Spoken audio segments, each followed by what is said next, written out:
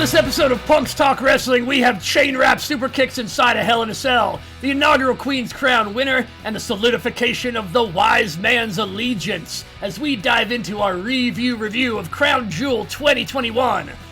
I am R.W. Hellborn, one half of your Punk's Talk Wrestling tag team hosts, hailing quote-unquote from Philly, and always by my side, actually from London, England, he is my tag team podcast partner. He's a huge fan of Andre 3000 from Outkast, the proper prick, CJ Newman! Oh, very good. Did you know that Mick Foley has been in 4 Hell in a Cell matches, and he's not won a single one of them? He has his own streak of losing Hell in a Cell matches. I've got one question for you. What were those 4 matches? Go. Is there those 4 matches in a minute? Go. Yeah. Fuck. Well, obviously there's him versus the Undertaker when they threw him out of the cell. There is it Mick Foley as Mankind and Triple H? I'll give you that. It was Cactus Jack, but it's it was okay. Cactus Jack. It was Cactus Jack and Triple H. It wasn't Mick Foley. That's 2. He had a Hell in a Cell match with Kane. Yep, correct. I think on a Monday Night Raw, and that's where he actually injured. I know that's because he injured his ribs more from the fall from the side of the cage than he injured himself from the fall from the top. Fuck! What's the 4th one? The time's up. Shit. You got still like 25 seconds left. Oh well, the intro's done. Oh, but that's okay. You got 25 seconds. Oh, I'm on your clock, not on my clock. I've got my own clock. Hurry the fuck up. The problem is I still don't know it. I've given myself time. As Mankind?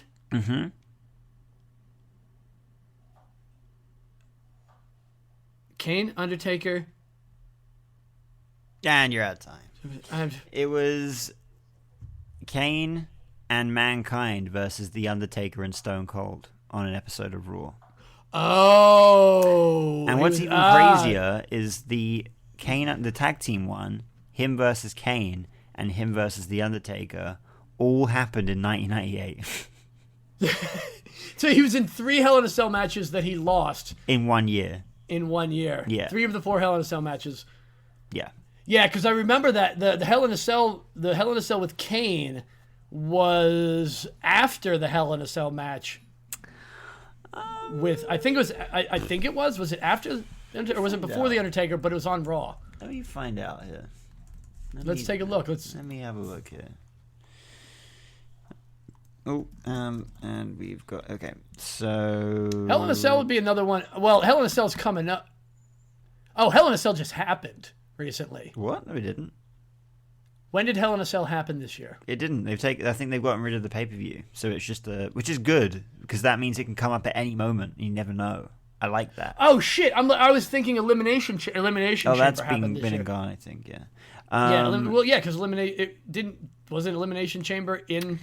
Yeah, look at that. Would you look at that? That's UK crazy. So everyone, that's fucking crazy. Everyone always says, "Oh, the second Hell in a Cell match, right, being Undertaker versus Mankind," but actually, the second Hell in a Cell match was Taker and Austin versus Mankind and Kane on Raw. Literally, like 2 weeks before that match. That tag team match happened first. Yeah, and the Mankind Kane match happened after the Mankind and Undertaker. Yeah, that's fun, right? Because the very first one was Undertaker and Shawn Michaels. Yeah. So that tag. Okay, so the tag match was second. I mean, it happened on an episode that people. Yeah. Well, anyway. We could do a top 10. We could do a top 10 Hell in a Cell matches. Oh, that's definitely a doable thing. But look at that. In the first 7 Hell in a Cell matches, Mick Foley or The Undertaker were involved in one way or another. In the first 7. That's crazy. How many Hell in a Cell matches were there? 52. Shit! That timeline doesn't line up now. Damn, you'll get it later. Okay. How do you want to start? Oh, yeah, I see what you mean now. I just got that. Yeah, there's a lot of Hell in a Cell facts. We should for our patrons, we'll get it. Patrons will get it because it'll be in chronological order. Yeah. For people hearing the intro, yeah. How do you want to start this episode?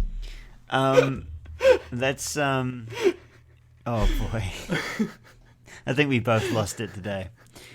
But let's what am I going to say here? Let's put your feet up, grab yourself a cup of tea, and let's get right into it. All right. So right into it. So. So. All right, give us the details. Crown Jewel 2021. Box stats. It came from Saudi Arabia, as all Crown Jewels have. In Riyadh, I can never pronounce the damn C. Riyadh. It's Riyadh, isn't it? Damn. Riyadh, yes. Riyadh from the Mohammed Abdu Arena. 22,000 people in attendance. That's what the attendance says. Just a very round 22,000, which I don't know if that's exact but it's a bit weird. Very precise. Yeah, very precise. They have a maximum capacity of 22,000, and that is exactly how many there were. Yeah, no more, no less. My guess is that's. I mean, reported numbers are what's reported, and they probably just reported whatever 22,000. They Yeah. I don't know. Looking back, do any of the other ones have a better? I'm just quick attendance. Looking back quickly, clicking back into Crown Jewel. The other one said 16,000 equally. Right. 2019 didn't. Even I don't feel like they're counting listed. them at all. Then, in which case. I don't think they're. Yeah, I think they're using the. Here's the capacity. Here's how many seats we have. Here's the deal. So they are 100% selling these places out. Absolutely. So that's probably how they know. Right, that's how they know. They say there's 22,000 seats, and we have sold them out. There are 22,000 people in attendance. Yeah, pretty much. I'm guessing that's the way they're working because yeah. they're all arena ones, so it's all circular. Yeah, well, this was an arena one, and so was the one before this, but before that they were doing it in stadiums, but the stadiums aren't very big. They're 25,000 seater stadiums that they have out there. Those stadiums. I was surprised looking back at it. Yeah. You don't think about it because they did a really good job with the camera work. Making those arenas seem actually bigger than they were. And looking back at that, it was really I didn't take notice to it at all. Just going back real quick, so I was just looking. The Greatest Royal Rumble was the first event in Saudi Arabia, which is back in 2018. Yeah, that did have a big. Did have a big attendance. That was in the King Abdullah International Stadium. That had 60,000 people. So 60,000 exactly. Yeah, exactly. Again. Exactly. But this was the sixth event held in Saudi Arabia. Real quick, I want to sidebar. Kudos to Wikipedia. If you support Wikipedia, that's just a thing that you should do because. But I do love the fact that they have not just they've done the chronological order of each. They break down the pay-per-view for the network as far as what's next by chronological order throughout the year, but then they break down the WWE in Saudi Arabia. Events. They did a subsection for WWE in Saudi Arabia because if you go to Crown Jewel, there's the Crown Jewel chronology. Yeah, wow, the I'm Saudi seeing Arabia that now too. So we got network chronology. We've got Saudi chronology and Crown Jewel chronology. Yeah. So just kudos to Wikipedia, whoever's creating them, that they have those subcategories Big and time. they ordered them sequentially properly. I just appreciate it from a network not WWE Network on Peacock Talk Peacock. I mean from like a IT database network perspective. Kudos. Just geeking out a little bit on that. It's very good. It's very good. But also, Punks Talk Wrestling Podcast, we support Wikipedia. How could you not? Yeah, you should. I just now are appreciating how the fact there are no adverts on Wikipedia. I'm looking at it right now. No, never has, it's great. And hopefully never will be. So beautiful. So this is the 6th. But there are adverts on our podcast, like this one coming up from our spot. No, there's no adverts. We have no sponsors. Something I don't know here. I'm just throwing you another curveball. Yeah. This is the 6th even Saudi Arabia show. And in fact, it was the first show to be held outside of the United States after COVID. So this is the first time they went abroad, first event they did outside of the United States. So, and probably, actually, if you think about it, likely the first... Oh, no, it's not a stadium show. I'll shut the fuck up. Of course it wasn't. You just said that. But it was arena. And also the first Crown Jewel to be on Peacock. Fuck Peacock, sorry. Fuck Peacock, but yes. And there, as with all the Saudi shows, there is, excuse me, just I get sick being negative. There's negative thinking about negativity is what am I getting at here? Fell off real quick. With all Saudi shows, there's criticism of just them being in Saudi Arabia. And I know there was another there. This was, I don't know that there was as much open criticism this time, other than it's post pandemic. First one post pandemic, so very cautious of things. Yeah, but it certainly wasn't as bad as the negative publicity they gained the first time they announced it, and then whichever was the one, I think 2019 was the one that was really. Yeah, there was. I think it coincided. We won't obviously go into the news story. Yeah, but there was a big news story at the time, which it coincided with, and it has nothing to do with this, so we won't even. Yeah, won't even go into that. But I think at this point, you know what? Actually, we'll get into the event, obviously. What? What? CJ?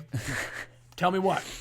I actually think this Crown Jewel event actually quashed a lot of the criticism that the WWE was getting for Crown Jewel at the time. Yes. Before I had this in a note later on. Yeah. I'll bring it up now.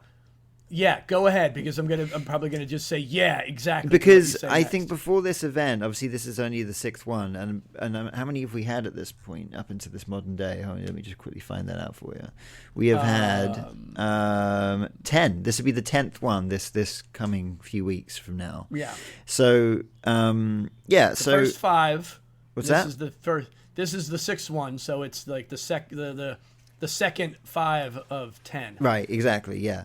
So, I think before this, like, the event was always getting slandered. I will say that there were a few, before this event, there were a lot of matches. Let's go back to, for example, the first one at the 50-man Greatest Royal Rumble match, right? Which was a bit hokey. Then we had It was fun. I enjoyed it personally. No. I mean, I enjoyed the match. The Royal Rumble match is one of the greatest matches. I love. It is probably, if not the greatest match, my favorite match. Yeah. Second favorite. So a bigger Royal Rumble. I loved when they did the 40-man Rumble the one year. Yeah, they did that one year. And yes, more people is great. I will say the criticism. I had a little bit of criticism of that. Because it wasn't an actual Royal Rumble in January, they were, you can say that it might have tarnished the name if you tarnished the Royal Rumble match in a way. Yeah. Or you can say, hey, you know what? No, it doesn't, because this is a one-off. This is a one-off thing. For Saudi Arabia, for the Saudi fans, we're giving them one. This is the deal, and we're making it big, and we're making it a big deal. Yeah, because they needed to make it a big deal. They needed to make a lot of these a big deal. So before this 2021 event, let's go back a little bit. So we had the Greatest Royal Rumble. Then the year after that, we had DX versus the Brothers of Destruction. Again, a bit of a hokey match. Doesn't have much. On modern day television, it doesn't. It's more of a showcase, not a show, like an exhibition match. Year after that, we had Undertaker versus Goldberg. Year after that, we had Tyson Fury versus Strowman and Cain Velasquez versus Brock Lesnar. Like, we kept having these exhibition matches. This was the first one that they had where it actually felt like it was an actual pay-per-view that was part of the WWE weekly television universe. It actually meant something. Yes, there were, and those early ones exactly were that. They were. Now, of course, neither of us know any details of any of this stuff, or whatever's out there is out there. But from my understanding of those early events, the people who bought and paid for those events wanted to have certain things, and they wanted to have as many of these known superstars, because the people that knew anything about it already were admittedly behind on what the current product was. They probably weren't getting the current product, or few people were getting the current product. Yeah. If anything, they were probably getting things that were months or maybe years old. There's a lot of people that don't realize, they really don't realize that they think that every country is just connected in the same way with stuff like this. Yeah. And it's just not necessarily the case. You just don't, just because it's available on the internet doesn't mean that people in other countries are widely watching it or having these events or know what's going on. Exactly. So these people know The Undertaker and Stone Cold and all these other. I mean, there was that rumor that they wanted Yokozuna in a match, and hey man, Yokozuna's been dead for a long time. I don't know if that was a rumor. I don't know if that was true or not, but it was definitely a heavy rumor going around at the time. Yeah. But it wouldn't surprise me. Yeah. It wouldn't surprise me. They probably wanted to see Hulk Hogan versus Andre the Giant, or they wanted to see these iconic things. They didn't know. They wanted to put on the biggest showcase, and that's exactly it. It was showcase. Yeah.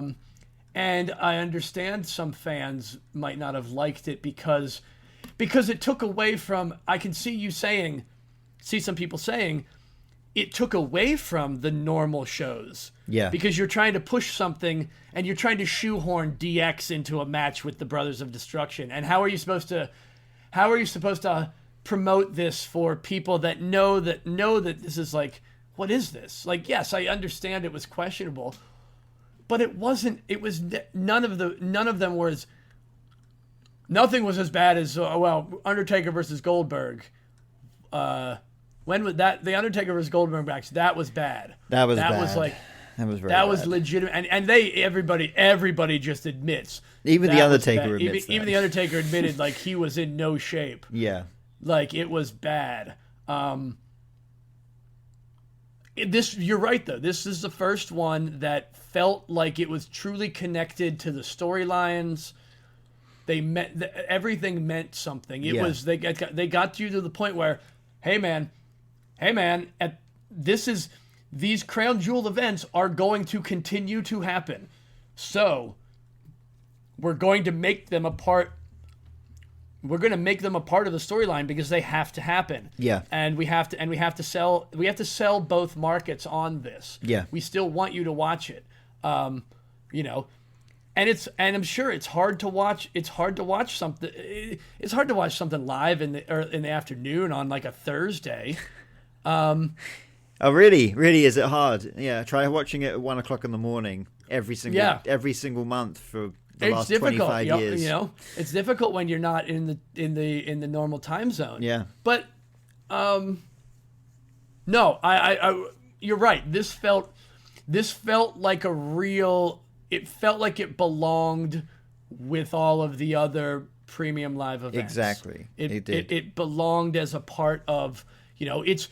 They're probably pushing the Crown Jewel to eke into the big five of this kind of decade.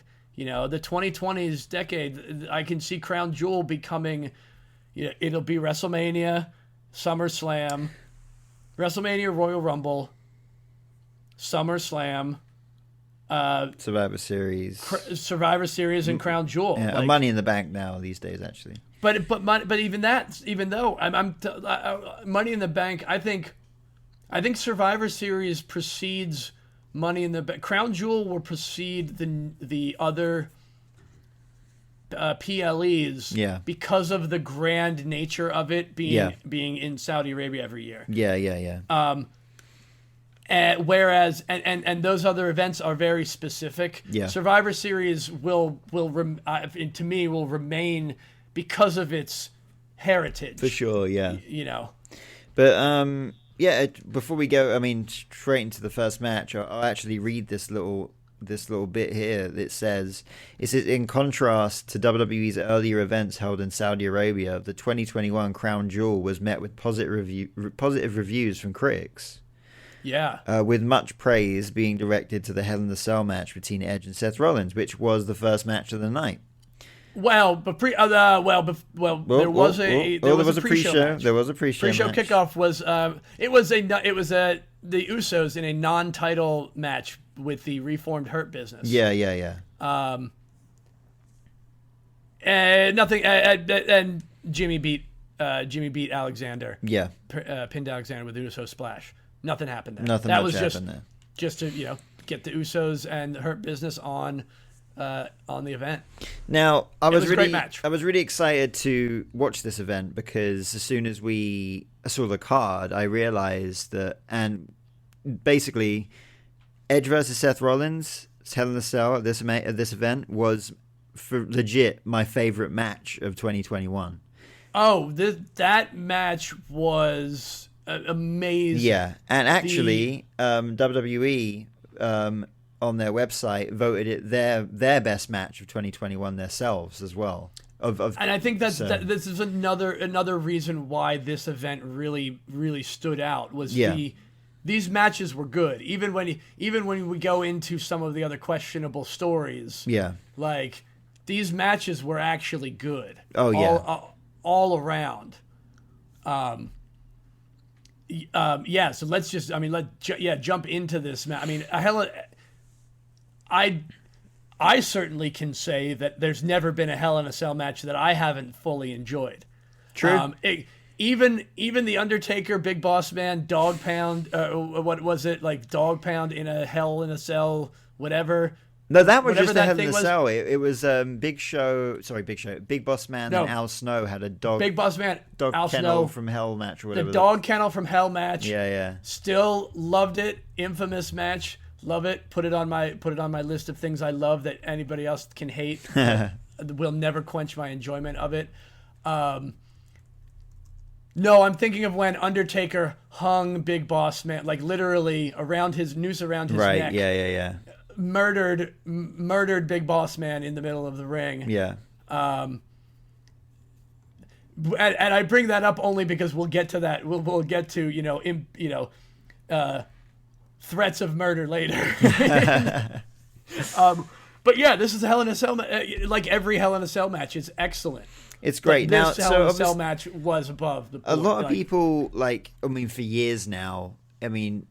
Let's look at the first ever two Hell in a Cell match. Hell in a Cell is definitely something we could do a whole episode about one day, but the first two Hell in a Cell matches really set the tone for what a Hell in a Cell match, people flying off and going outside the cell.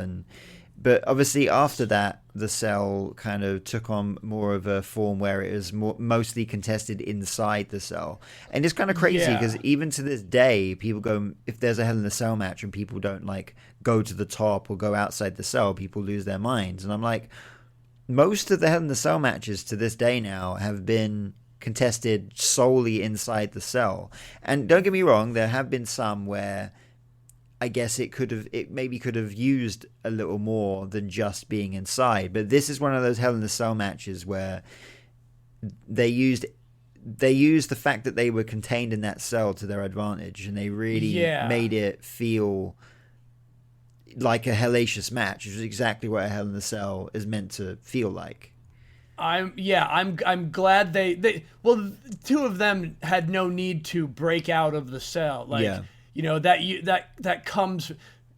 There's been past matches where there's been a move and someone's been speared or gorged through the cage, through the cell, out on the outside, and those spots are great. Even when you get to fight outside.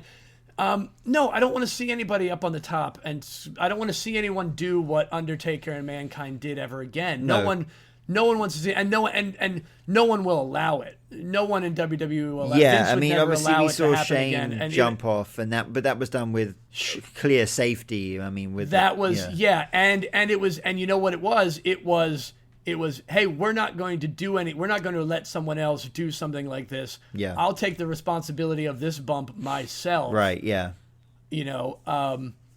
And I appreciate that, because I don't need that pop again. I want that to be the only time that's ever happened. Yeah. I want Mick Foley and Undertaker to have that.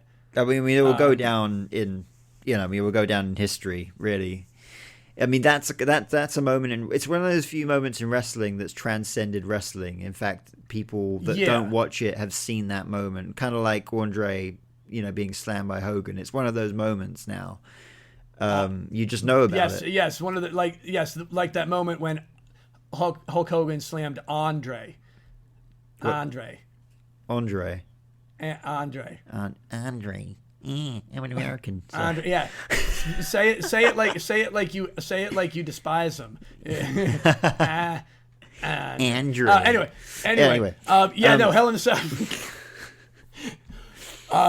The one thing we take out of it, we don't play by play everything, but obviously exactly. the biggest thing you take out, the takeaway for me was the super kick with the chain wrapped around. Oh yeah. So good. Yeah, and then the other big thing, spoiler alert for something that happened 2 years ago, but Edge winning with Seth Rollins stop. Yeah, that's right. And I don't know, like we've seen opponents we've seen people use their opponents' finishing moves, but to actually win the match with it. To actually win the match with it, I do not know that I've ever seen right. that. You're very much right, and I'm trying to think of I was also trying to think of a time where like someone's what was I trying to say here? My mind just went blank. I don't know. Help me out. But while you think of it, if anybody thinks of a time when a wrestler has won the match with their opponent's finishing move, like definitely tell us. Sound off in the comments below, like they say on real podcasts and things. I can't remember what I was going to say. Okay, so we're real. Oh wait. Oh, you figured. Oh, you no, I've forgotten. Okay, it's gone. Don't worry about it. It's completely gone. Well, I'll finish my affirmation. I'll finish my affirmation about the fact that we are a real podcast, because we're in double digits. We're 11, baby. 11. Yeah, we've surpassed the milestone that you said. What was it? 7 episodes? 5 episodes. Yeah. So we've now doubled that. We've doubled what? 99. What was it? 99. It's like 90. It's like 95% of podcasts that start. Yeah. 95% of podcasts stop after 5 episodes. That's right. Yeah. And if our podcast was a WrestleMania, then the main event of this WrestleMania would be Lawrence Taylor versus Bam Bam Bigelow.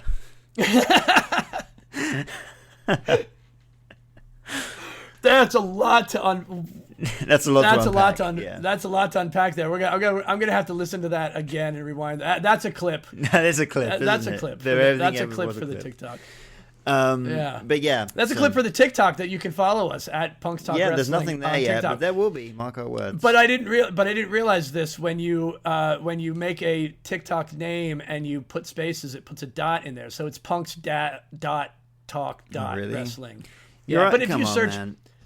But it doesn't matter. You just search for it. You're asking a guy in his mid-30s and a guy in his mid-40s to try and set up a TikTok account. Yeah, what did you want? What did you expect? Give me some, give me at least some credit that I did it mostly right. Before we move on from this match, I mean, Yeah, what else do you want to say? I mean, what else do you say? It's my favorite match of the year. I actually love this match. There are actually a few. This is one. I kind of remember finishing off 2021, remembering this as being one of my favorite events of the year. Let alone 20. Also, real quick note to that. Oh man, sorry, indigestion there. Still a little sick from that negativity earlier. 27 minutes and 40 seconds. Yeah, it's long. Longest match of the night, the longest match on the card by like 8 minutes. Yeah, big time. Opening match. Here's a question for you. Twice as long as the main event. Give a guess. How many Hell in a Cell matches do you think there have been in history? 100 billion. No, no, that's way too many. That was such a child's answer. We're two dudes in our mid-30s and 40s talking about wrestling for hours every week. There was also like a fuck you answer. It's like, I can't be bothered with your shit. No, I know. I'm sorry. Yeah, I know. That was a dick of me. Sorry. I apologize. No, real answer. How many Hell in a Cell matches have there been? Yeah. I'll give you 12 3 guesses. 13 maybe? Like what 14? The fuck? Are you crazy? 15? No. Yeah. No. If you can't figure, there's been a few women's Hell in a Cell matches now. That's right. Yeah, you're right.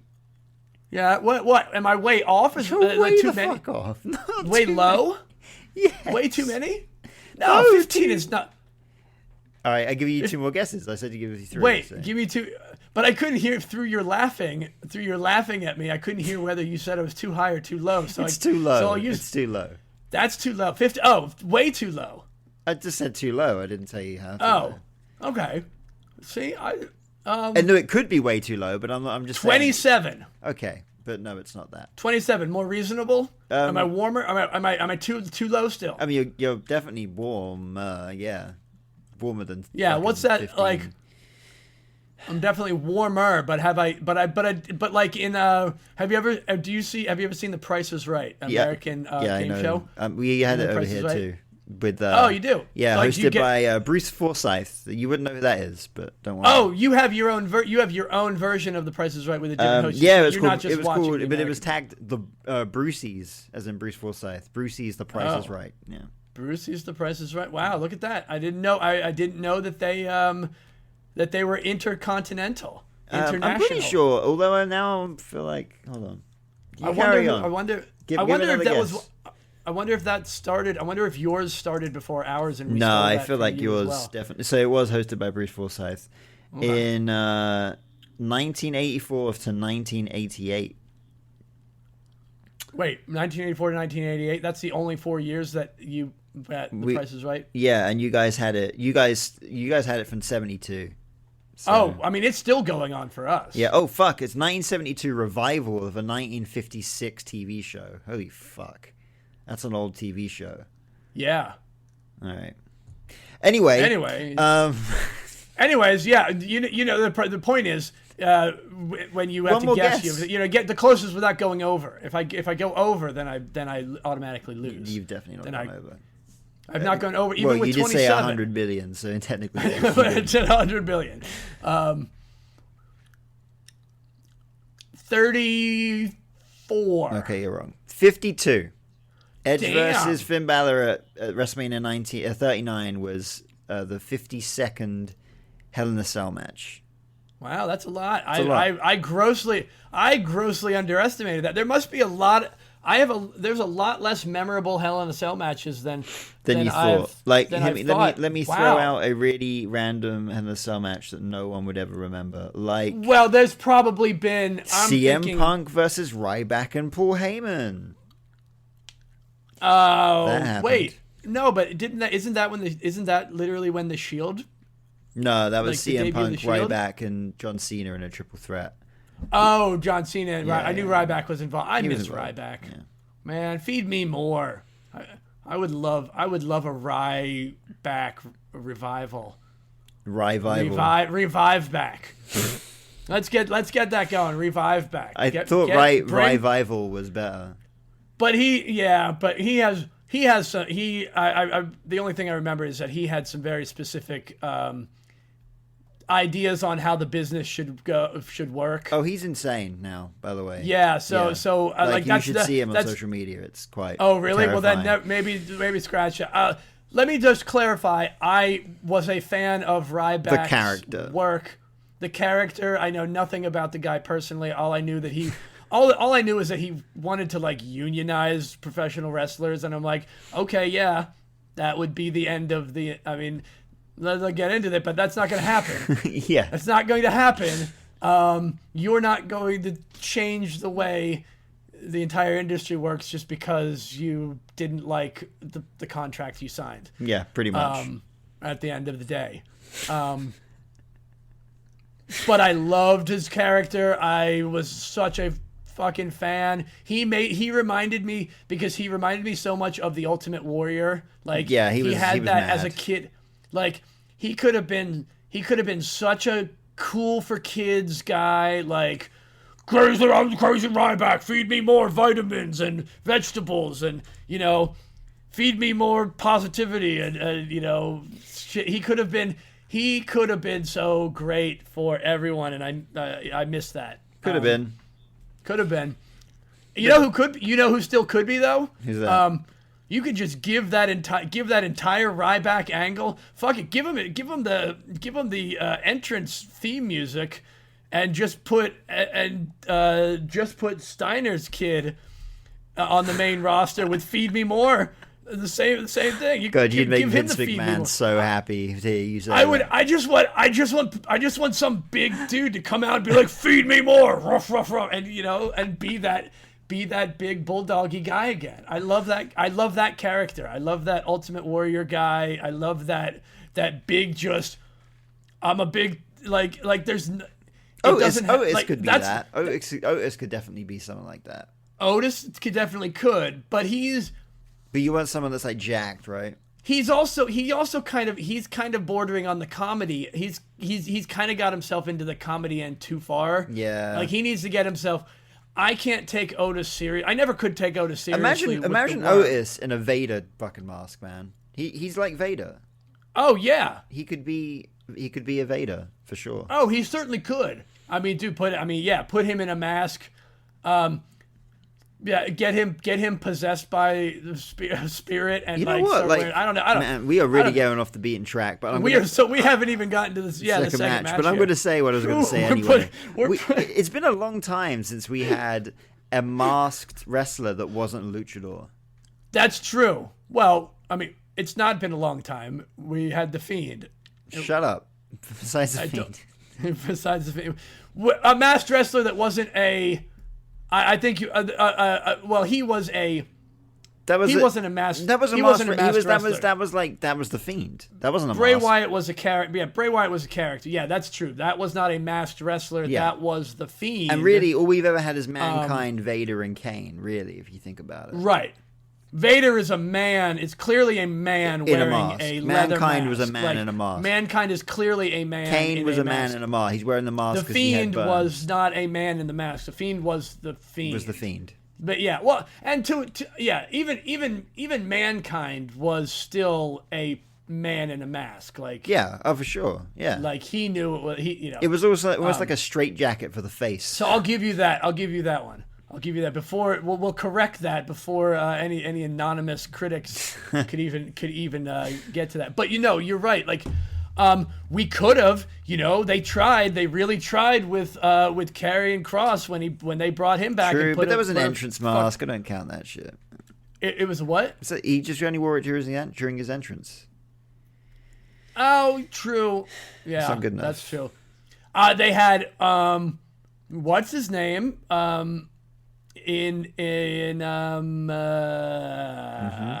was that thing that everybody hated but was really just great? Training for Dijak and everybody. T-Bar and Mace. T-Bar and Mace, yeah. They both wore masks, yeah. They both wore, yeah. And but they didn't stick around long. It wasn't lasting. No. Anyway, major character. We're talking about major character. We're talking way off track here. Speaking of Retribution, we had Mustafa Ali versus Mansoor. Yeah, there we go. That's how we get it in there. See, that's what you call full circle right there. That's how you get it back around. Yeah. Mustafa Ali, the one-time leader of Retribution, Losing here to Mansoor. Losing to Saudi's Undertaker. Saudi's own. Because he's undefeated. He's undefeated. Oh, yes. Okay, I thought you meant like,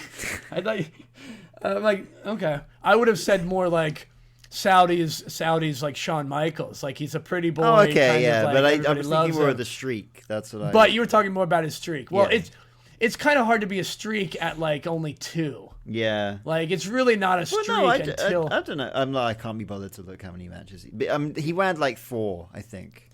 How many Crown Jewels? He's only been in 2 Crown Jewels. He's been in that, right? I don't know. Or no? He definitely wrestled at the others. He wrestled in 2019. Let's just look here. Unless he was Mansoor versus Cesaro. He beat Cesaro at 2019. In 2018, he wow. wasn't. Oh my god. Was he okay? So he was in 3. 2019, he beat Cesaro. Wait, where is that? No shit. 2019, he beat Cesaro. Yeah. Mansoor defeats Cesaro by pinfall. Yeah. Shout out to And Cesaro. then Super Showdown, he beat Dolph Ziggler. There you go. Super Showdown, but Super Showdown does not count. Yeah, but it's a Super Saudi Arabian show, though. Oh, you just mean okay? So Yeah. his streak is undefeated in Saudi Arabia. But okay, we're talking about. I was talking about just Crown Jewel. All right, well, being the WrestleMania of Saudi Arabia. Still correct in saying that he's undefeated. So. All right, he's still undefeated in WWE events in his home. Yeah, basically every time they had an event in Saudi Arabia, he was on the card. But there you go. Problem being, he then got a gimmick that, let's just say Saudi Arabia wouldn't be friendly with that gimmick, so he never wrestled again once he got that gimmick. Oh, when he, I don't know that that's a thing. I can't necessarily. Let's not go into that. Yeah. Let's not assume anything that doesn't have to do with 2021's Crown Jewel. We're still at match number 2. It was still Mansoor versus Mustafa. It was a great match. Yeah. Both guys. I mean, for real, it's. Those guys, they're both solid, fast-paced wrestlers. Yeah. Everything was just. It was a fucking smooth, nice, like kind of not exactly lucha, but pretty. Yeah, pretty fluid, pretty good match, and yeah. We had Ali missing a 450 splash, and then Mustafa, and then Mansoor hitting a neck breaker to win. It was emo. I noted him as emo Mustafa with his extremely bold eyeliner. Guyliner, yeah. Also the biggest news at the end of the match. Yeah. The hiya ha wah hiya ha ha. We get like 3 minutes of hiyas while a masked, talking about not masked, but someone whose face is completely covered takes an Undertaker length time down to the ring. Yeah, he really took his fucking time. Yeah. And it was karate. Well, I found this out today. Olympic silver medalist from I'm gonna butcher his name. Go on. So then. I tried to write it down phonetically, which will probably be bad. But I believe it's Horik Hamdi. Hamdi. I'll take close? Take your word for it. I don't think it was. That's terrible. I'm gonna just take your word for it. Well, but here's the thing I didn't know, right? Someone that's wrestles is a wrestler. Someone that boxes is a boxer. Someone that does karate is a karateka. A karateka? Yeah. Tarek What? Tarek Hamidi. What? That's his name. No, it's his name. Yeah, I'm not talking. Tarek Hamidi. Okay. I had when I wrote it down, I wrote it down based on how the announcer said it, and I heard it completely. But I was talking wrong. about not his name, but someone that does karate is called a karateka. Yes, and then I saw, and that's where I saw his name. Oh, then you went back to his name again. Okay. Yeah, I went back to his name and how I did butcher it completely. So my apologies. I don't think anyone's going to hear this. How old do you think that guy was during that entrance? 100 billion. Oh, fuck. 27? He's 20. He was 23. 23. I was actually closer. Okay, 23 years old. He's 25 now, but he was 20. He looked way older than 23. But he just came down and fucking kicked Ali in the head. Yeah, he super kicked his fucking head off. Yeah. It was great, and everyone cheered, and I love a good feel-good moment with a hometown hero comes out and gets applause. Like, good. Feels good. It does. It feels good, and the point being, I'm glad he had that moment. Yeah. That's awesome. Celebrate good times and good feelings. Up next, we got RK Bro on a camel. We kind of rapidly moving on. Well, we had Riddle on a camel. We had Randy Orton looking like he wanted to give the fucking camel an RKO the whole time. Yeah, holy shit. He really did. It was, I don't know if he knew about that. I never looked to find out if he knew. I'd love to think that he had no idea. Although, I don't know. I feel like if he didn't, Randy Orton... No, fuck that. He had to have done. He just came out the curtain. You're trying to tell me they hid a camel back there. Yeah, I don't know. I mean, I don't know. I think Randy Orton might have noticed. He would have definitely. If I'm gonna bet, I think he was in on it. Yeah, but he looked the part. Yeah, he was incensed with rage. Because at that point, I think in their tag team, they were still very much the odd couple, and they were teamed up. He did not want to team with Riddle originally. That was an odd couple pairing that just happened. So he was still extremely reluctant. Yeah. To deal with this, these shenanigans of Riddle.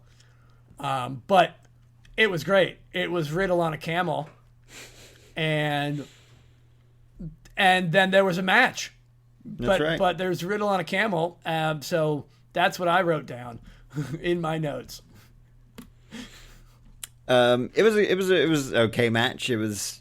I mean, where's Omos lately? He just appears every so often and disappears again. Yeah, I don't. Yeah, they don't really. They never really had much for him on his own. Like, I didn't think it was all that bad neither. I think he's okay. No, actually. But I think he suffered from. Unfortunately, the same thing that a lot of big guys like him suffer from. He didn't have a lot of mic skills. Yeah. Like, it was hard. It was just hard to get over as anything other than the big monster giant. Yeah.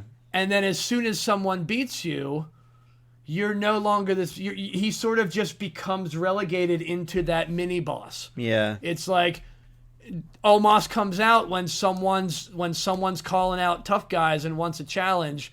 Omos comes out and is like, "Yo, let's step up and let's see." Like, he's become like that level 1, level 2. Yeah. Boss. Yeah, Not the major boss. I kind of enjoyed it when he was tagging with AJ. I probably think that's probably the peak of his career. Well, I know he's had bigger matches since then, but I think that pairing really worked for him. It did. Well, the odd couple pairing always works. Yeah. Shawn Michaels and Diesel. Exactly. Shawn Michaels and Sid Vicious. Yeah. When they even did it in NXT. I used to talk about all the time in NXT UK. They had it's not Isla Dawn now. Who was it? I forget now. I have to look it up. But she had, her bodyguard. It wasn't Dewdrop. What was her other name before that? They were Pippa Niven. Piper Niven, yeah. They were playing. Yeah, she's called that now again, isn't she? Oh, I don't know if she is. Yeah, I don't know. She's called Piper Niven again. Well, she wasn't called Piper Niven in the next match, which is Zelina Vega versus Dewdrop. I don't not to push past this, but there's not a whole lot to say. No, it was a pretty short RK match. Bro 8 minutes for a Raw Tag Team Championships. Yeah, it was a great. It was okay. It was a showcase match. It was a thing, and it was okay. It was a feel-good showcase match for 8.5. I think Right. they spent most of that time getting Riddle there on the camel. It was fun. Almost definitely is a great guy. Yeah. Great. He's great in a tag team. I think he works the best in a tag team. I Yeah. think someone else needs a big bodyguard. Call Omos. But speaking of Doudrop not being a Doudrop now, but she was Doudrop then in the finals. In the finals for the inaugural Queen's Crown tournament. Yeah. Yeah, Queen's Crown. Was it called Queen's Crown? I don't think they called it Queen of the Ring. They just called it the Queen's Crown tournament. That's I don't like that. But yeah, anyway. We get a solid 5 minutes and 50 seconds. People are going to criticize it as women's matches getting less time. Yeah, I mean, I don't think Zelina Vega and Doudrop was a good pairing. Like, you know what I mean? I think it was a nice showcase. Yeah, I think it was a great showcase. It did the job. It was definitely a David versus Goliath situation. That's exactly it. The David versus Goliath matchup is always good. Yeah, they put on a great match. I love them both. Zelina Vega is great, and Piper Niven. I've been a fan of her work since NXT UK. Yeah, I mean, she's great. I remember once you let her go. I remember seeing her on Indies before she was even in the WWE, like in the UK. So she's really good. She's fierce. Yeah, she's great. If you just let her unleash her. I really do think that she's going to be someone that like kind of gets better later in her career for some reason. I don't know why. I'll say this. I was disappointed. I was a little disappointed. I don't want to be critical. It's hard to be critical of. It's easy to be critical of Nia Jax because of her history of injuring people. I'm not a fan of Nia Jax. We know that I've never been a fan of Nia Jax's character. I've not been a fan of that. Yeah. I was disappointed that Piper Niven wasn't put in that spot when she came up. Yeah. When Nia Jax came back. Now there's been some previous stuff. And maybe Nia Jax is just a holdover. I don't see her being around for long again. She never is because everybody gets tired. Nobody likes it. Like, and I'm sorry, as much as you try. Yeah. I was a real big fan of hers originally. I loved her originally. I mean, I think everyone, let's see what happens here with this new run because. But she never changed. She never did anything. No. Nothing ever changed with her. Yeah. Her attitude never changed. Her gimmick never changed. Her style never changed. Her intro never changed. Yeah. Nothing. She never evolved at any point. Yeah. Whether she was and it was she's just the character's dull. Yeah. And I think everybody turns on it. Like it's easy heel work because it's cheap heel work. Yeah. And I can see it being, and I'm fine with her being where she is right now. She's dominating and seems to be a little more safe than she used to be. Yeah, I think it generally as a wrestler, I think hopefully she seems a bit safer now. I know she did. Yeah. It seems like she did actually injure Rhea Ripley on her debut, which is quite ironic. But oh yeah, on her debut, her return. Sorry. Yeah, see exactly that. And now, and I don't even know at this point how much is that even real. Yeah, exactly. Is that really real, or are they? Yeah, exactly. Are they really leaning into it and listen? Let's. You want heel heat? You want to be booed? Let's get the Smarks in on this whole. Let's lean into this angle of you injuring people. Yeah, and we'll kind of lean into it too. Yeah. But yeah, Zelina Vega defeated Doudrop via pinfall to become the inaugural Queen's Crown. To become Queen Zelina, which I quite enjoyed that gimmick. I did. I really enjoyed it. It's unfortunate we spent more time talking about other things even than this match. But what do you say about the match? It was a solid match by two solid wrestlers. Short match, but it was a short match. It got what it needed to get done, and I'm glad they got at least. This is another one of those things where you question, should this have even been on this event? Yeah, they did the Xavier Woods, they did the King of the Ring. I think because part of the whole things they gave them the King of the Ring as part of the package. Yeah, so they put it all together. Yeah, but that might have been something better for its own it might have made it might have meant more if the King of the Ring and Queen's Crown tournament was its own match, Right, its for own sure. event. It got lost amongst so many other things. Yeah. This is really one of those things when you look at that. There's 10 matches if you include the preview. This is precisely one of those situations where, you know what, if this wasn't a Queen's Crown tournament, this match would have been cut because there wasn't anything there. I think I would love if, maybe with Triple H now seemingly, not to divulge too much into like backstage stuff, but because we don't do that here. Yeah. But it seems like Triple H is now 100% fully in charge of creative now, which is good to know. That's good to know. And being a former King of the Ring winner, maybe I would love to see him bring back the King of the Ring PLE, because I absolutely love that. Yes, so I did actually look this up when I was rewatching this because I got into King of the Ring. Yeah.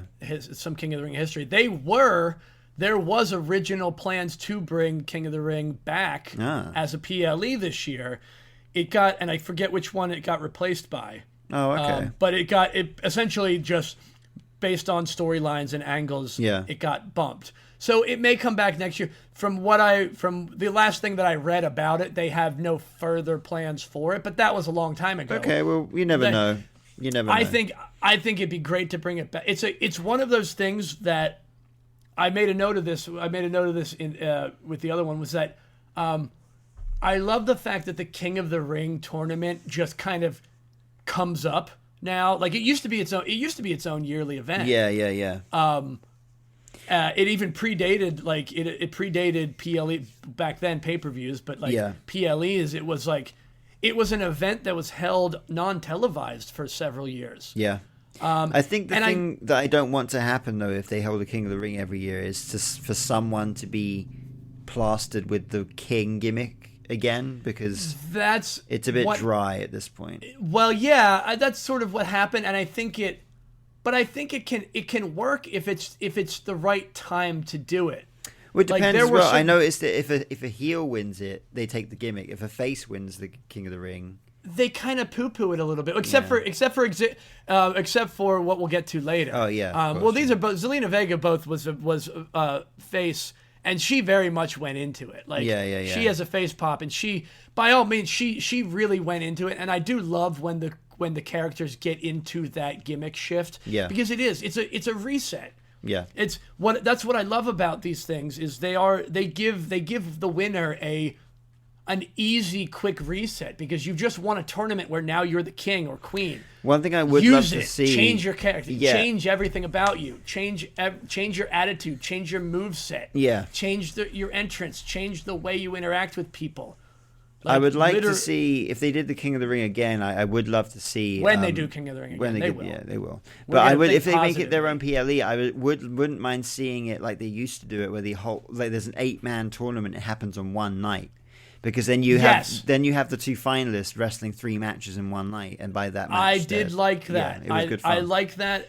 Well, I like both. I do like some of it both ways. They did it sort of that. They did it half and half. I think in the early 2000s or whatever. Yeah, I think that's better. Having they did that. Yeah, they did qualifying matches. Yeah, which is just qualifying matches is just one extra step of bracket. Yeah, it's just one extra step in the bracket that they just don't want to put in the bracket because it's a big bracket. They don't want to put 16 names in the bracket. So they put the 8 in the bracket.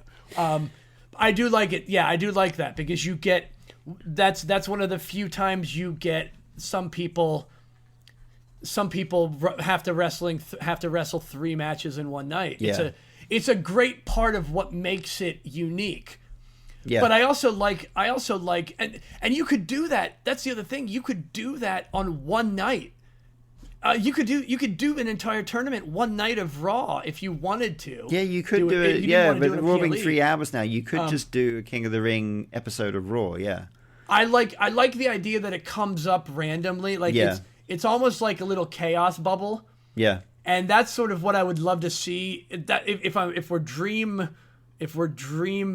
booking the future King of the Rings, I would love to see it come up as like a random thing that happens. Like there's a shakeup coming, and like all of a sudden it's like something happens. Well, here was the other thing. I don't know why they don't just package it into the Royal Rumble pay-per-view. It's right there. Like have the king of the that would at least make that you could make it you could make that entire event themed royally then. Yeah. You have Queen's Court. The entire event can be around the 2 Royal Rumble matches and the semifinals and finals. Yeah. It doesn't have to. You don't have to have any title matches. You can give all the titles a break. Thinking now, it's kind of strange that an American company has like these like Royal Rumble and King of the Ring, very royal themed things. It's a gimmick. Yeah, it is. It's a gimmick. It's an easy gimmick. But anyway, that was that match. Zelina Vega versus Doudrop. Was this the inaugural Queen's Crown, or was this the second one? I believe this is the first. Was it the first? It was. Yeah. Okay. And only, I think. Yes, you're right, because Xavier, because we'll get to it later. Yeah.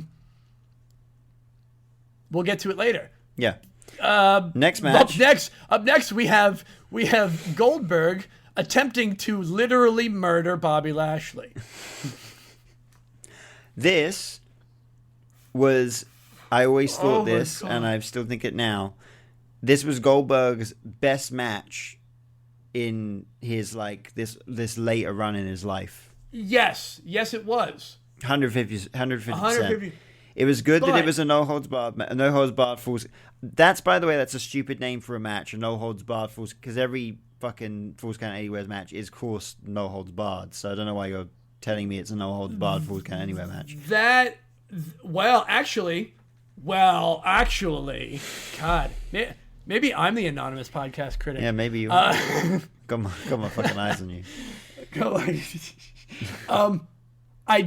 We'll need to research some sources here, but I do believe there have been Falls Count Anywhere matches that are not no disqualification matches. So you could have a Falls Count. You couldn't use.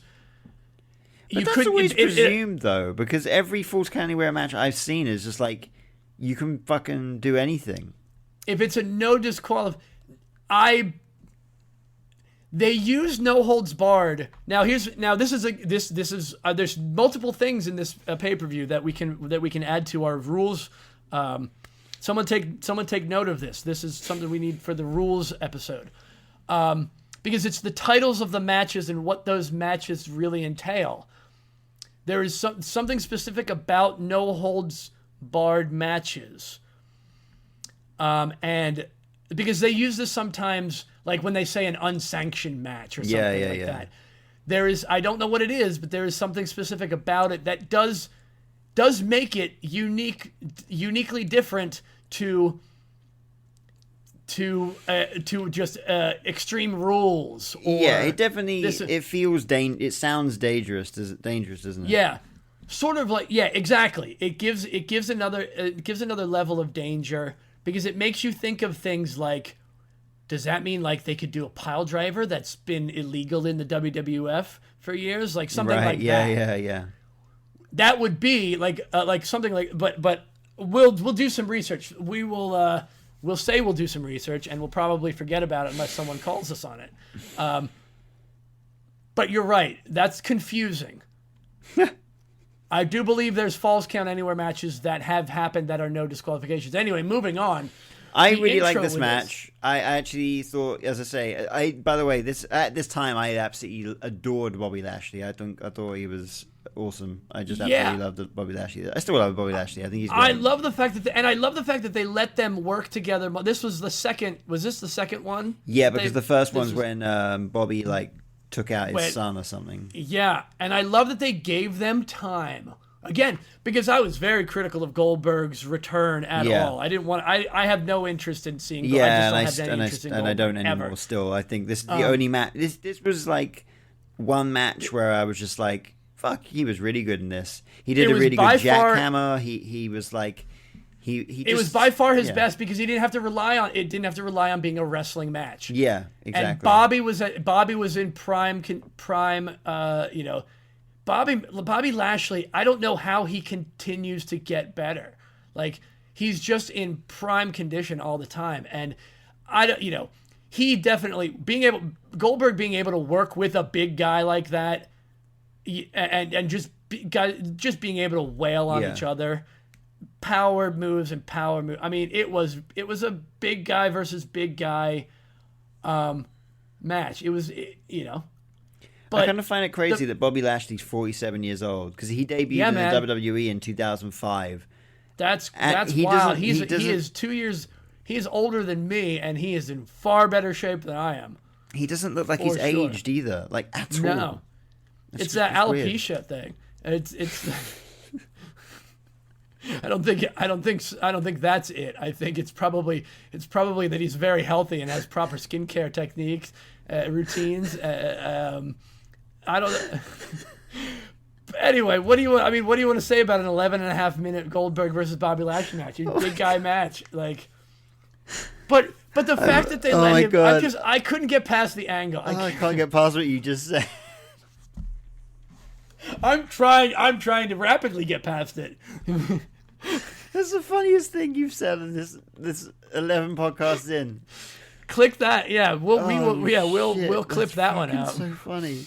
I don't know, man. What can you say about it? It's a Goldberg match. It's a Bobby Lashley. It's a Goldberg match, so thumbs down. It's a Bobby Lashley match, so thumbs up. Best Goldberg match that I've seen in the return. Yeah, let's just. Oh shit! I'm crying. I really broke you this time. Oh fuck! It's really not funny, but it was really funny. I don't know. Maybe it is. Maybe it is funny. Sound off in the comments below. Is it funny or not? That was good. I'm not. Next, so moving swiftly along. Good match. Came off the ramp through some tables. Yeah. Wait, are you still talking about Goldberg and Bobby Lashley? Yeah. Sorry, I don't know anything you've said in the last. Yeah, what happened? Tell me some stuff that happened in the match, because all I can think about is it's just the fact that Goldberg legitimately said he was going to murder him. He did. I did. He said he was going to actually kill him. You're dead. Yeah. It's like, he said it's a license to kill.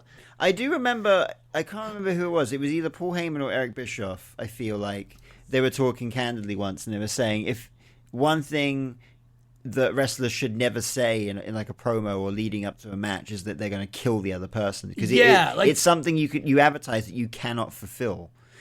Exactly, so, and it goes so far beyond that it breaks kayfabe. It breaks, like it's such a cheap. In a way, they worked it, and I'll tell you what, it was Bobby's. I don't know if it was a shoot or whether it was kind of worked into the angle where he called Goldberg. The legacy of Goldberg is you've now declined to a rabid dog, because it really sounds like it's that tough guy, I'm gonna kill you, motherfucker kind of shit. When it's like, that's not what this is about. Yeah. It's never been about. You're now. Like, I understand it gets the personal thing. He is working into that very personal angle. Yeah. The problem is they kind of danced along these lines of Goldberg is kind of delusional, and this is where I really loved some of Corey Graves. Shout out to Corey Graves on the announce work, where he dances the line between. He'll dance the line between who he agrees with, heel or not, because of their heel or face, because of he has his own like kind of logic. Yeah. And I love he kind of got that for Michael Cole has a good thing. I love Michael Cole's thing where he just hates somebody for no reason or loves somebody for no reason. Good. Like, but Corey Graves has this great thing where he'll put that evil logic. To D&D-ify it, it's like that. If Corey Graves is a heel, Corey Graves comes off more heelish, but he's like that lawful evil where, dude, Goldberg's kid got in the ring and jumped on Goldberg from behind, or jumped on Bobby Lashley from behind. Fair game. Like, you broke the one rule. You broke it, the rule before I broke anything. Yeah. You stepped in this ring and you don't belong in this ring. You stepped in and got hurt. This also, like, it on another level, it's like it's showcasing, hey, remember a lot of criticism that Goldberg got was he wasn't a wrestler. He just came in and became the superstar. Yeah. And it's like, hey man, newsflash, this is the wrestling world. Yeah. Again, and you're out of touch. Yeah. Again, Goldberg, you're out of touch. You're this rabid dog. I loved how Bobby Lashley played it off of dude, I'm bringing you back into our universe. Yeah, it was a really good run up to the match, to be honest. I think they did the run up to it was really good. Yeah. And ultimately, probably the one of the better things, if not the best thing that Goldberg has done in this kind of older age return that he had. Like, I mean, this Bobby Lashley run was probably his best little run, I think. And absolutely, and let me tell you, and here's one of the reasons why I think it was too. It wasn't about the title. He got. I think what happened is Goldberg got to work with his son on an angle. Yeah. So that as a father, that's really cool. More like invested if you get as to well, do something with your kid that you enjoy, like that's always great. Like, yeah. I think he really got a different perspective of this, and you know, I am critical of Goldberg. I never really cared for him. I didn't, I wasn't a WCW guy, so I didn't really care. But I also didn't care for. I didn't believe his hype. Yeah. Yeah. Exactly. I didn't care for what he did. I just was never a Goldberg fan. Never one of my guys. Never will be. Never can. Like, it just nothing about it. Nothing about it is something that I care. Yeah. But I will say I'm really glad that, like, I've heard him in interviews and stuff, and he has seemed to have, like, changed his perspective on the industry a lot. Yeah, I think. And I liked the way he played this whole thing off. I loved the match. It was a great match. It was one of the best Goldberg matches I saw. Yeah, I've watched. Yeah, for sure. Moving on, Xavier Woods versus Finn Balor for the finals of the King of the Ring tournament. I mean, first of all, just Xavier Woods versus Finn Balor in a match together is magic. Mm-hmm. This match was another just beautiful match. Two dudes, and again, like similar to Mansoor and Ali, is like a good nearly 10 minutes rounded showcase of each other's what they can do in the ring, and really good. High spots, low spots, everything spots. And in the end, we get Xavier Woods fulfilling a lifelong dream. Yeah, legit lifelong dream. Yeah, becoming King of the Ring. Yeah, which. Let's circle this around for my own self-promotion a little bit. Lead it into him getting, when we talked about this character shift, when you get the king, become King of the Ring, Xavier Woods went full into king mode, gets himself a new entrance theme. That's right. Made by. You got it. Wow! Why am I having such a broad fight? I know who it is, but I'm letting this happen. This will definitely get edited. We're definitely going to go back and edit this out because my brain just shut. That's what you get for the alopecia comment. Yeah, right. It's Mega Ran. His name's Mega Ran. Yes, Mega Ran. I don't know why I was having such a hard time there. But his intro by Mega Ran was what got me turned on to him, and then. My band Riverside Odds just got to play with him last month in Philly. That's amazing. I didn't realize I didn't even realize until then he is originally from Philly. So really? Oh, cool. That was that was actually a kind of a hometown show for him. Yeah. But I just love he's a dude that is just a super positive guy. He sings about. He tries to he sets super positive examples. It's a great matchup for him and Xavier and. He's a video game nerd and a D&D nerd and a wrestling fan. All of these and a wrestling fan and all these things, and it was really cool getting to meet him. Really cool dude. great to see Xavier. Anyway, point being, that was a great match. Yeah, really good match, and it was good to see Xav get the win, and pretty good for him to get the win over Finn Balor as well, because Balor is, a pretty, a main eventer. Yeah. He's a main eventer. He's a main eventer. Top of the card guy. He's a champion. He's a world champion. Yeah, former world champion, and Woods getting a win over him is a pretty big deal. So it's pretty impressive. Yeah, he exactly. Finn Balor is definitely a measuring stick kind of guy. Yeah, too. Yeah, and I really, I want to see Finn have another championship run for sure. And I do believe he absolutely will. I think now with the world title on Raw, there's more possibility than ever. Yeah. Oh, absolutely. Especially with Priest having the Money in the Bank. We talked about this before, but yeah. I see Finn being a locker room kind of leader for a very long time too, and being one of those guys that works with new guys when they come in. Yeah. I mean, like he's doing with everybody in the Judgment Day. Yeah. Fucking killer match. Anyway, seeing Xavier Woods and Big E separate, this was because Kofi was injured. Kofi was out at this time, I believe. Yeah. Kofi was out. This was Xavier Woods solo, and and we get Big E, the WWE Championship Big E, who I dearly miss. Oh my God, I miss him so much, and I loved his title run too. Yeah, I really love this title run. I really did. I feel like it could have gone on for longer for sure. Oh, certainly. I wish it would have. It should have. Yeah. I loved his theme too. Yeah, you're right. Yeah. Yeah, that letting him just get real into his solo character and not having. I like that they gave Xavier Woods and Kofi kind of were working as the New Day, because they got split up, right? If I remember correctly, they got split up. The New Day, yeah, Big E was drafted to Raw or SmackDown. To Raw, they got split up because of the draft. Yeah, exactly. Yeah, but Xavier and Kofi Kingston were still operating as the New Day, but mostly as tag.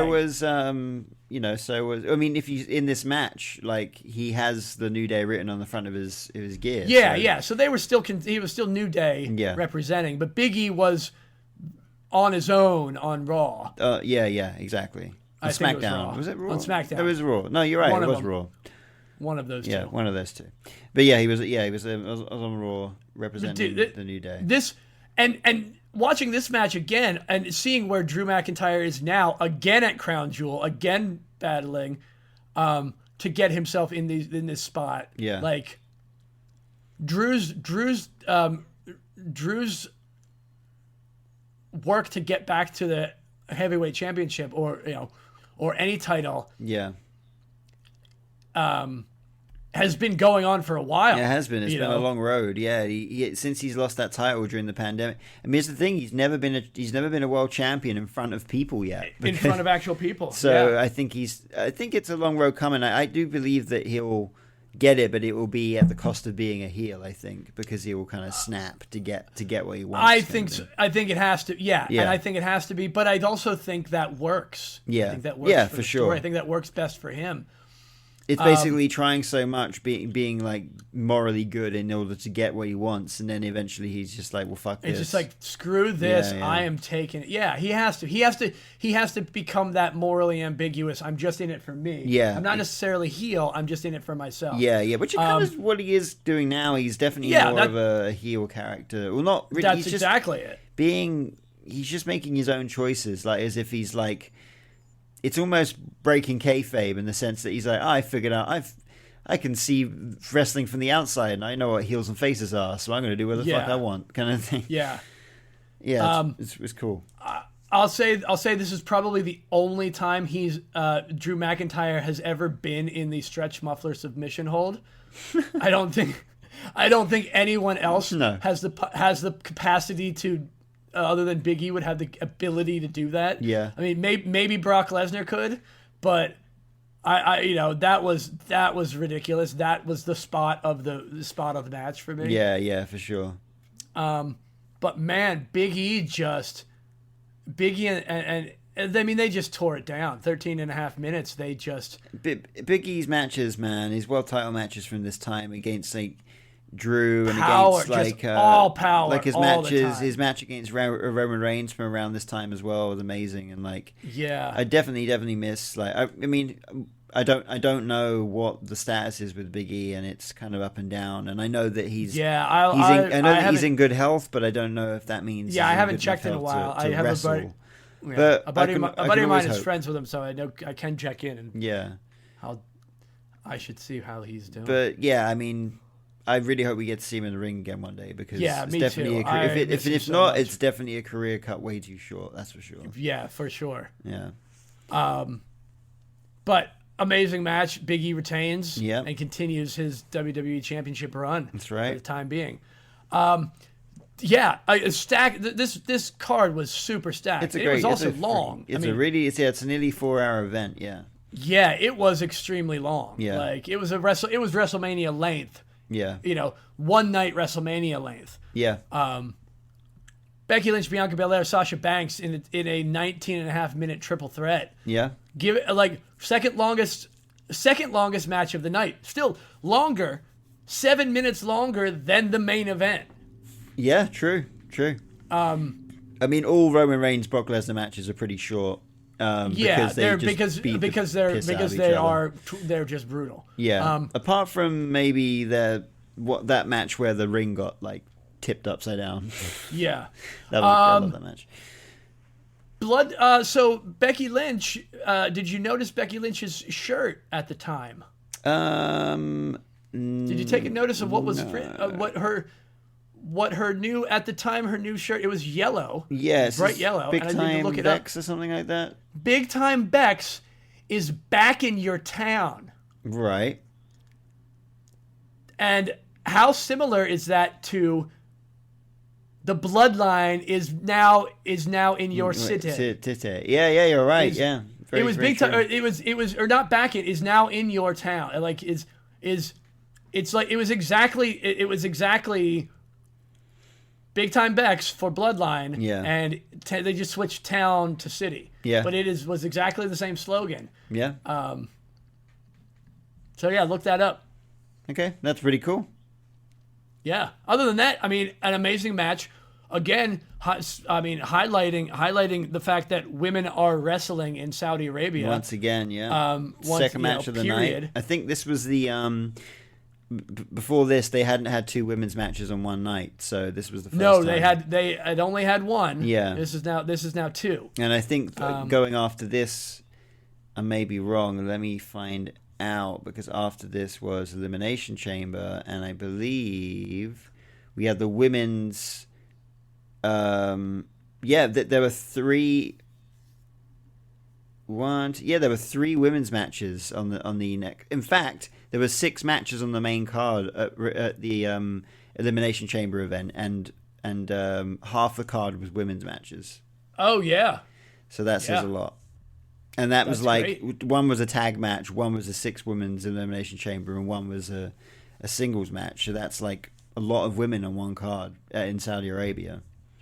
Yeah. And at that event, they didn't have to wear the T-shirts either, so it's just clear progression. That's right. They time. have progressive. Right. They have progressively been able to. They're progressively breaking down some of those barriers. Yeah. So, it's great to see. Yeah, I'm all for it. I'm all but it's great. I mean, as far as triple threat matches go, excellent triple threat match. I mean, these are three of the very best in the world for women's wrestling, and and I love this. I mean, I love this. This was the story of Big Time Bex coming back, and this was sort of like she kind of got this was her heel turn beginning in a way. You know, she came back and took the title off Bianca. Yeah, she was 2 second. Yeah, or whatever it was. Turn right now. Seconds. Yeah, so. I mean, great match. Exactly what you expect from these three women for sure. Yeah, and getting to see Sasha Banks is always great. It's nice to see her. I mean, obviously, I don't know if she's injured at the moment, to be honest. But I have no idea what. Yeah, but I have not really seen much of her since she's left the WWE. No, I have not. But I've heard it's been good. But it's been good. Other than unless she's injured, then that's bad. But she'll be back because she'll be back. Of course she'll be back. There's only one WrestleMania, and it's WrestleMania. Yeah, pretty much. Yeah. So yeah, I mean, great Roman match. Reigns. So yeah, main event, 12 minutes and 20 seconds. Yeah. It's Roman Reigns versus Brock Lesnar. Yeah. I have my first note is all day, any day. It's Roman Reigns versus Brock Lesnar. Just give I don't know when, however you get to Roman Reigns versus Brock Lesnar. This is what I love about Brock Lesnar too, is that he can just come in. It's Brock Lesnar. Yeah, we were lucky. We were lucky enough to see one of those Lesnar Reigns matches live when we went to SummerSlam as well. So. Yeah, and it's never bad. Yeah, there's never a. We could do an entire episode on Roman Reigns versus Brock Lesnar matches, and it would all be the whatever rankings if we had a ranking, it would be the highest of rankings. Yeah, they'd all be the top. We wouldn't be able to rank them. But yeah, I mean, what I liked about this story, more than anything, it's not just Roman Reigns versus Brock Lesnar again.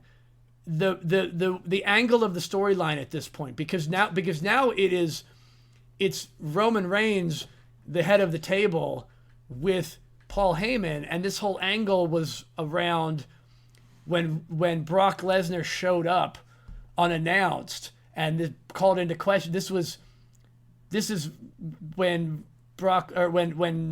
this is the first time that Brock had come back after Roman Reigns has been working with Paul Heyman. Yeah. So this whole question of who does his allegiance lie with? Where's his allegiance? And there was so many things that were so subtle and so sneaky up until the very day, up until the day of when they're interviewing Paul Heyman on the pre-show, and he says he will be walking to the ring with the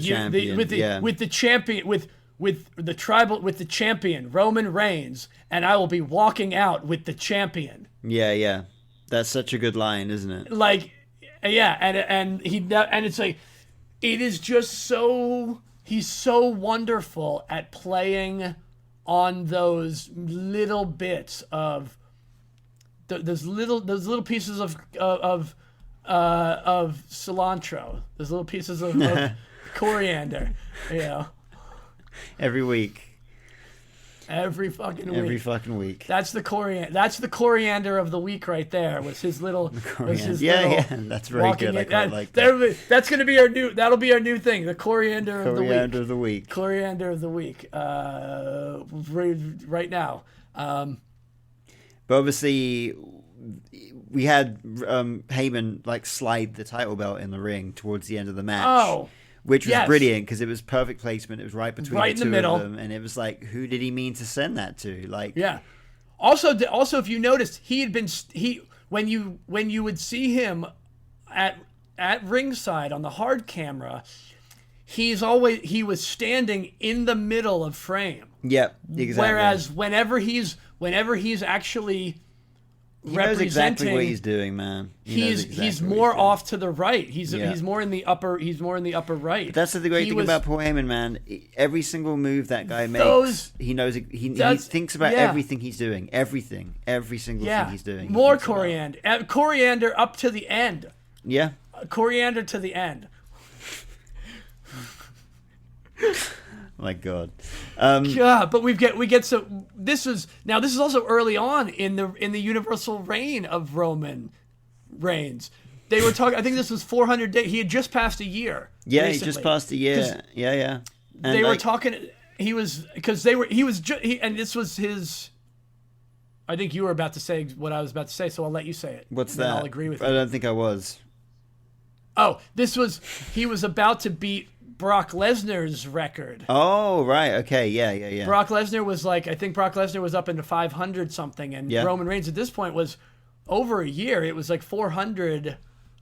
I think I'll check the facts. I'll check the facts. Don't hit me. Don't hate me on the numbers don't at specifically, me, as they say. But he would have, to beat Brock Lesnar's record, he had to beat Brock Lesnar. Yeah. But it wasn't like he'll beat him tomorrow. It was just Brock Lesnar stands in the Brock Lesnar had a longer record than Roman Reigns at that time, and now we are at like almost 3 times that number of days that he was champion at this point. And because this is Crown Jewel 2021. And Roman Reigns was Universal Champion for over 400 days. And here we are in 2023, October 2023, coming into Crown Jewel again, and he's still champion.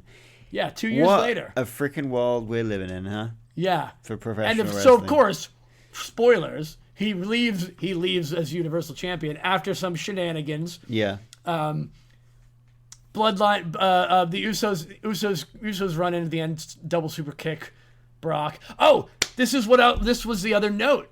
This is another perfect example of WWE Universe rules. What's that? Because the Usos came down when the ref got knocked out. By the way, when Charles Robinson got knocked down, Brock Lesnar just grabs him by his waistband and picks him up with one arm. I know. Drops him on the floor like he's gone, like it's a shopping bag. I love when he's done that before. So And it was in something that we reviewed, I think, because he picked up a referee. Yeah.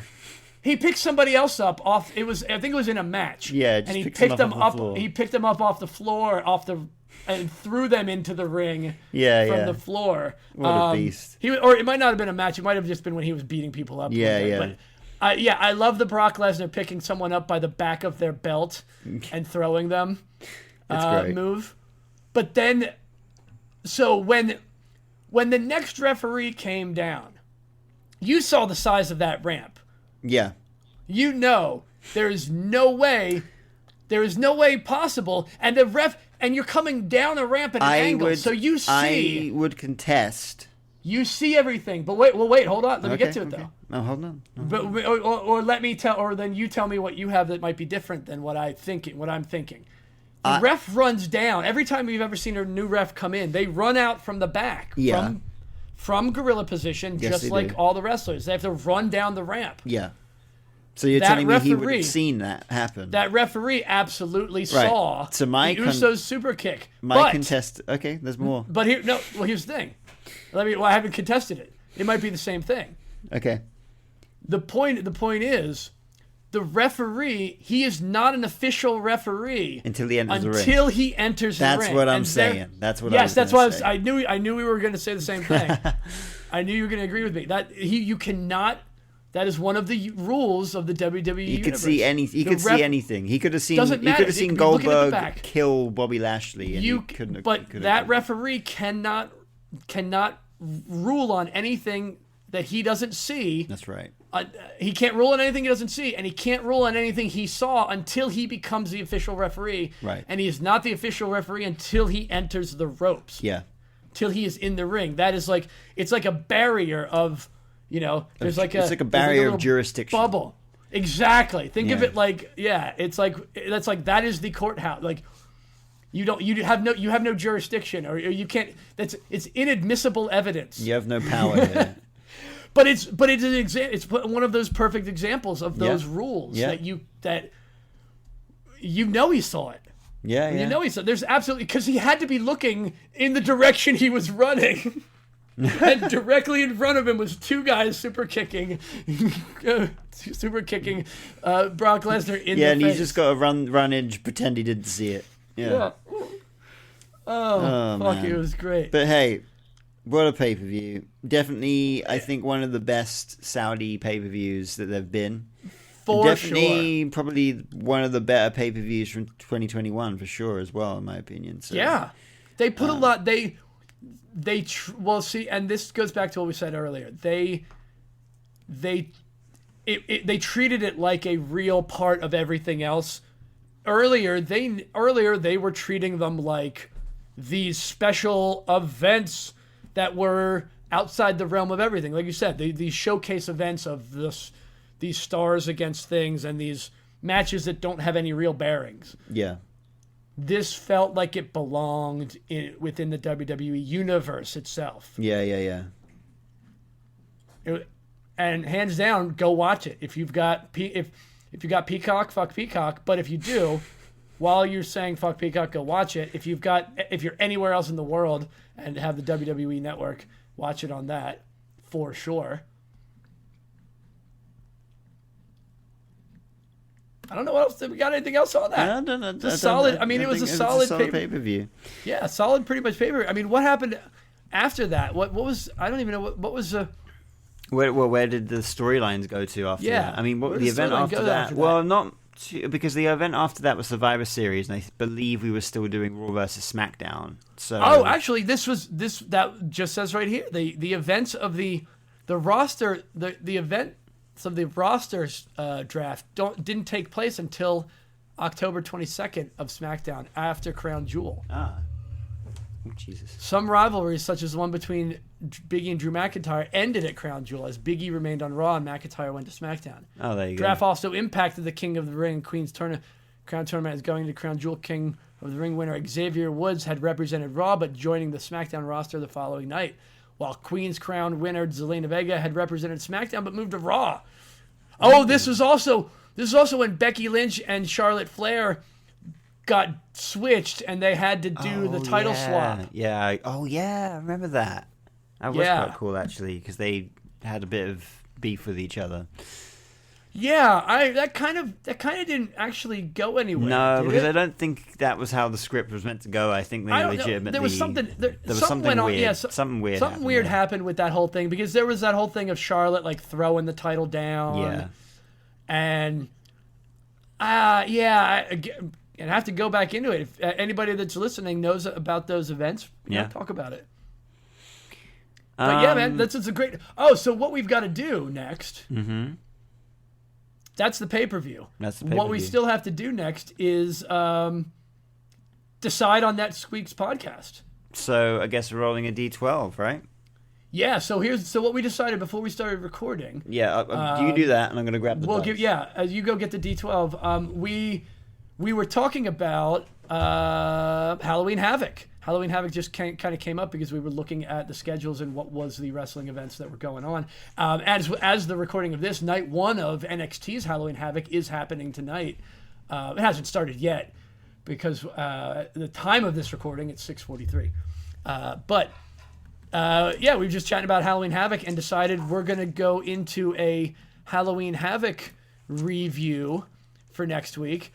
But we're going to go back because Halloween Havoc has in the WWE sphere has only ever been in NXT. An NXT event, starting at 2020.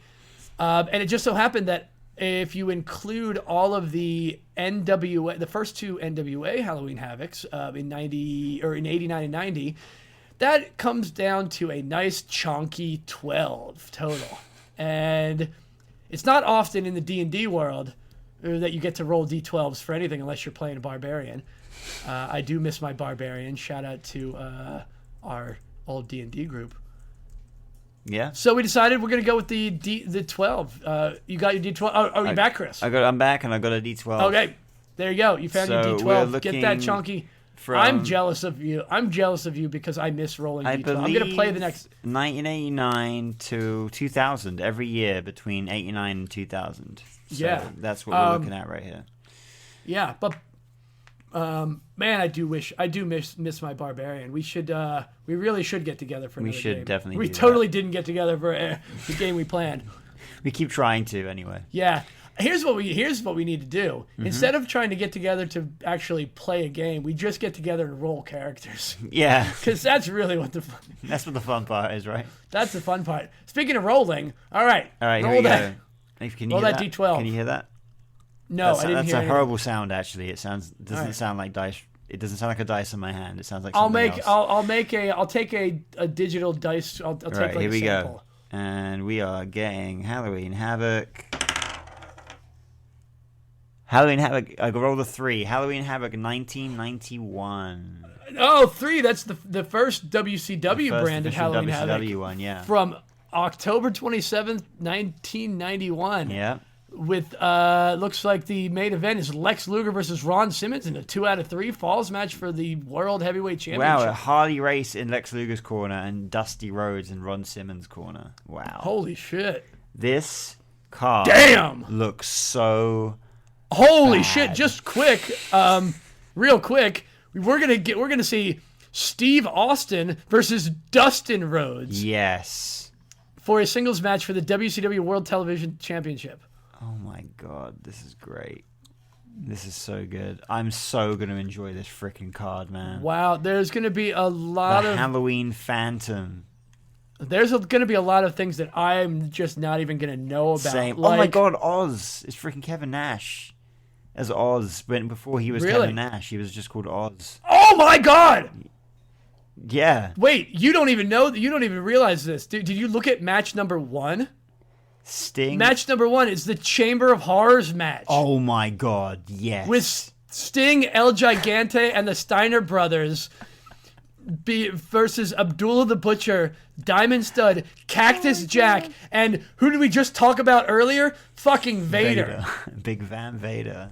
Big Van Vader. This may be the best review we've ever done. Yeah.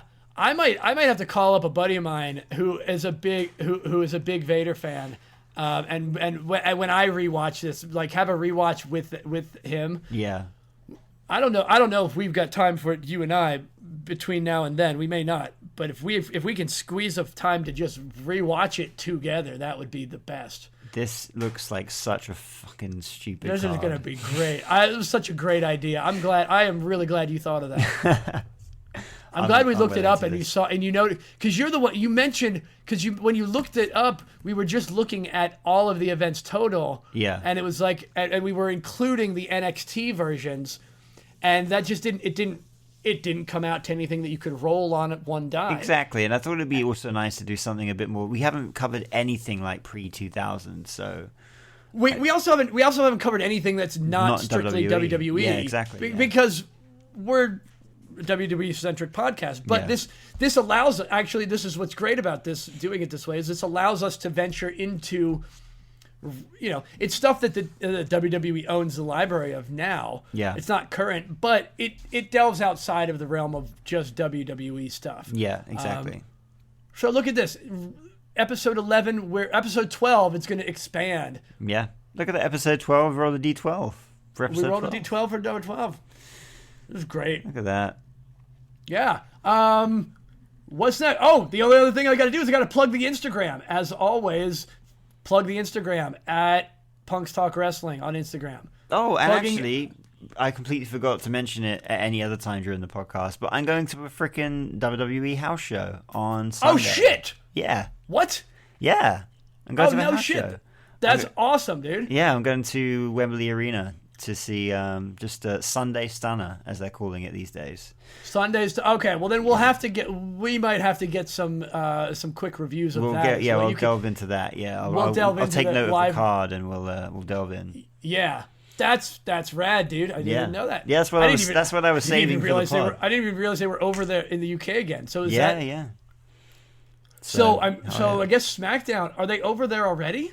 I don't actually know. Or they might be over there now doing like the Smack, because they do the weekend. Yeah, tour. so I think I don't know. I'm going to guess if there's. They haven't even announced the card. Well, they never normally do, but I don't know who's going to be there. I think Drew's going to be there. I think it's going to be primordially Raw superstars. Hence why SmackDown is only like 2 days before that. So Okay. I think it's primordially Raw superstars. So we'll find out. Did you say primordially? Primordially. As in like as in primordial, like primordial. I think you mean primarily. I meant primordially. Hold on. Primordially meaning. I'm pretty sure you mean primarily. There you go. Primordially. Primordially, in a way that is very basic or is connected with a very early stage of development. Yes. Primordially. That's not what you mean. You mean primarily, as in comprised primarily of Raw. Yeah, but like so very basic. Like, basically, it's just Raw people. Oh, this is another English thing. Probably, yeah. I could be wrong. Who the fuck knows? But. I mean, you might either you're wrong or all of England is wrong. I don't know. There's a good chance I'm wrong. Or I'm wrong and all of America is wrong. One of these four, or most of these, all four of those things could actually be true. We could all be wrong. I wasn't sure if I was just hearing it wrong. Anyway, hey, anyone listening this point of the podcast, sound off. Do you say primordially or primarily? And yeah. Also, we have a Patreon where unedited episodes like this segment will be. So you may not even hear this part. I don't know. I don't know if it's going to make the cut. We'll find out when I edit it down. But it's also at Punks Talk Wrestling on Patreon. And now on TikTok, punks.talk.wrestling. Jesus Christ. Just search for it. You'll find it. There's nothing there yet either, except probably these clips. Will be there soon. What else do I got to say? Good night and goodbye, I think. Oh wait, us individually. Us individually. Plug ourselves at RW Hellborn 669 on Instagram and all those places. And at It's Chris Newman. My full name, kind of, almost. Not really. You can find me there. Yeah. I think that's it. I think that's it. I think that's it. I think that's pretty much it. Let's go. If we call it, if we just stop talking, that will be it. All right, that's it. Right now. All right. Right now. Here. Now? Yeah, here. Here. All right. Now. Now, yeah.